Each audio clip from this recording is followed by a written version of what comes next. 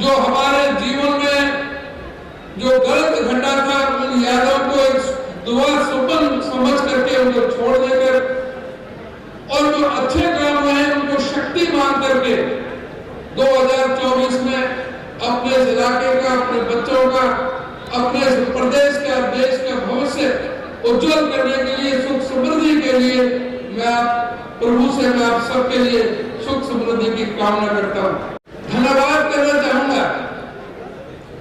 आज कार्यकर्ता सम्मेलन था, लेकिन कार्यकर्ता सम्मेलन में जिस तरह से जो आपका जनसमूह जिस तरह से उमड़ करके आया, इस बात का प्रतीक है कि आने वाला समय कांग्रेस पार्टी का है। इस प्रदेश से भारतीय जनता पार्टी जा रही है और कांग्रेस पार्टी आ रही है।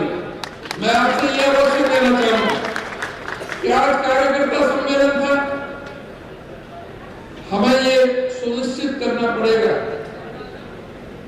हम तब ये कामयाबी हासिल करेंगे जो हमारे साथियों ने कहा है, जब तक हमारा बूथ मजबूत नहीं होगा तब तक हम आगे नहीं बढ़ सकते।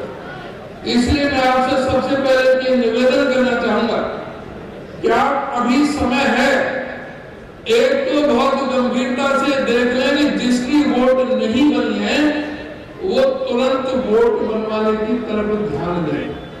जिसकी वोट नहीं बनी है उसकी वोट बनवाए, ये तो महत्वपूर्ण कार्य है। और किसी की वोट गलत जो बनी हुई है, क्योंकि सामने बहुत षड्यंत्रकारी पार्टी है, उन्होंने फर्जी वोटें बहुत बनाने का उनका चलन है। वो फर्जी वोट अगर कोई बनाई है तो उनको कटवाने का भी काम करें। एक आप अपना ये सुनिश्चित करें कि अपनी पार्टी का झंडा आप अपने सब घरों में लगाना शुरू करें। प्रत्येक घर पर और प्रत्येक वाहन पर, चाहे आपकी मोटरसाइकिल है, चाहे आपकी कोई भी गाड़ी है, 4 पहिया की या कोई भी गाड़ी है, उन पर झंडा लगा के चलें, जिससे पार्टी का पूरी तरह से प्रचार और प्रसार हो सके। एक और बात का ध्यान रखें कि आज जो सबसे बड़ा जो काम है वो सोशल मीडिया का है। जो हमारे नेता जो कार्यक्रम देते हैं उसको सोशल मीडिया पर जो नौजवान हैं उसको प्रचारित और प्रसारित करने का आवश्यक काम करें। साथियों, अब आपको ये समझना चाहिए, देश में अघोषित इमरजेंसी लगी हुई है। ये सारे कानून उसी तरह के आ रहे हैं। आज सारी संवैधानिक संस्थाओं की विश्वसनीयता पर खतरा बना हुआ है। इस सरकार ने अपने अहंकार में करके इस देश को सांप्रदायिक आड़ में झोंकते हुए अपने उल्लू सीधा करने के लिए ये पूरे देश में ऐसे ऐसे कानून बना रहे हैं जिससे आम आदमी दुखी और परेशान है। किसानों के लिए किसी किसान से नहीं पूछा।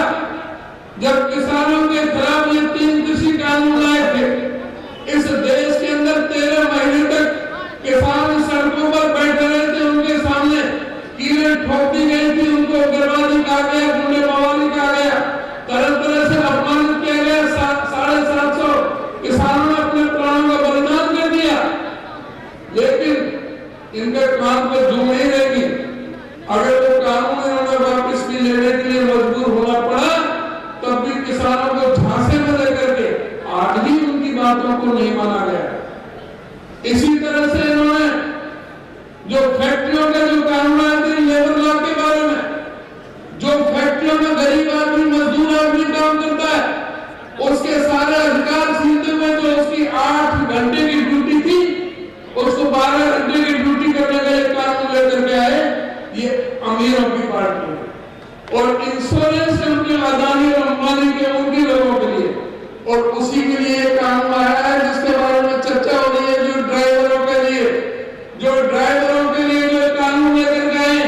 किसी भी संगठन से, ड्राइवर के से, ट्रांसपोर्ट यूनियन वालों से, किसी से कोई प्रचार नहीं किया, ये अपनी मर्जी से ये लाते हैं। उसका किस तरह से होता है, किस तरह से ड्राइवरों के उनके बच्चों पर उसकी तरफ नहीं देखा कि 10-10, 12-12 हजार की नौकरी करते हैं, उनसे कोई एक्सीडेंट हो गया, कोई मारने के लिए कोई एक्सीडेंट करता है,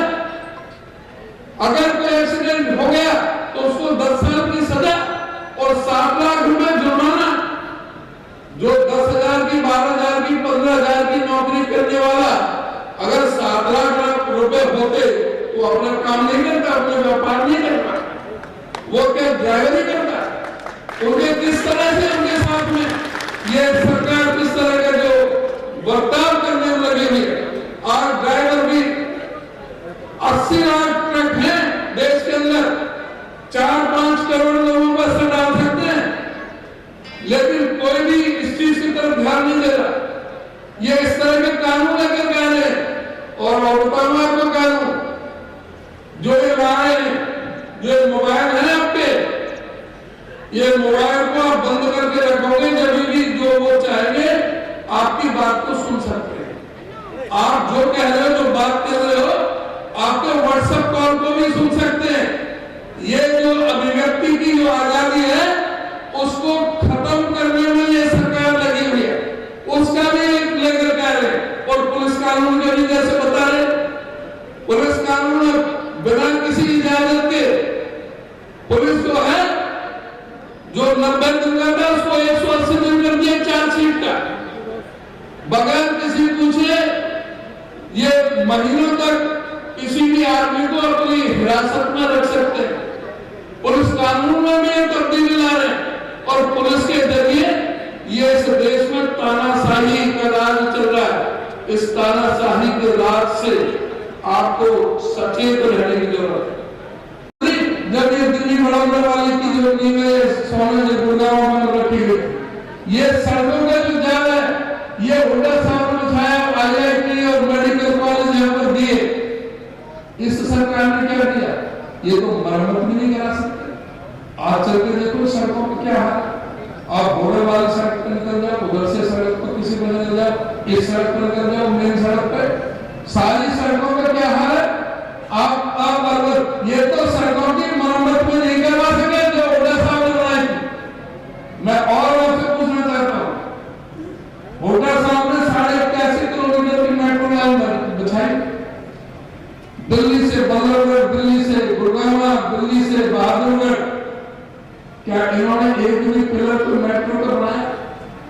हुड्डा साहब ने 4 बड़े बिजली के 5400 मेगावाट के बिजली के कारखाने लगाने का काम किया था, 43,000 करोड़ रुपए खर्च करके।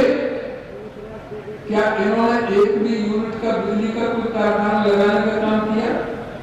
हुड्डा साहब ने 12 यूनिवर्सिटियां बनाने का काम किया, इन्होंने एक भी यूनिवर्सिटी बनाई, मेडिकल कॉलेज को बनाया, इन्होंने विकास का कोई काम किया?